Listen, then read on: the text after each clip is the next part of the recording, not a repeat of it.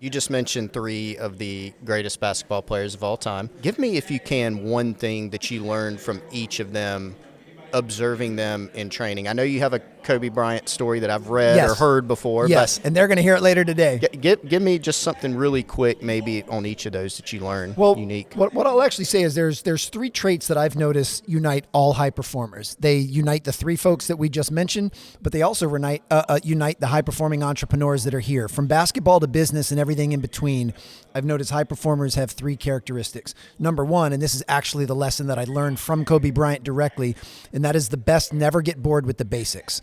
The best have a strong respect and appreciation for the fundamentals. That, to me, is the foundation to which everything else is built. That's kind of the calling mantra of what it is that I preach and teach on stage and on page. The second is they learn how to blend confidence with humility. They earn the right to be confident because they've put in the work during the unseen hours. They've gotten in the repetitions. So they've earned the right to be confident. But humility is what keeps them open to being coached. It's what keeps them open to feedback. And it's what keeps them open to saying, no matter how good I am, I can still get better. I mean, those three players I just mentioned, as you just said, are Hall of Fame caliber players, borderline Mount Rushmore caliber players. And yet each of those guys never thought that they were a finished product. They always knew that they could continue to get better. And that takes humility. And then the third component is they're very process driven. They all have incredibly ambitious goals. You know, those guys wanted to be the best to ever play the game. They wanted to win championships, all of that stuff. But they realize that once they have a goal, they can take their eye off the goal and they put it on what's right in front of them. What is the process? What is the next actionable step I can take right now to inch me a little bit closer to that goal? And they stay very process focused. LeBron is somebody that I've followed his career from when he got drafted in 2003, right out of high school until now. Incredible, he's still playing, right? That's rare. Yeah. But he's somebody that I remember early in his career, they asked his goal, and it wasn't just, I want to be a great basketball player. He said global icon, right? Global icon. And then you read about how he takes care of his body, right? Like the amount of time and money he spends. He's hardly ever injured.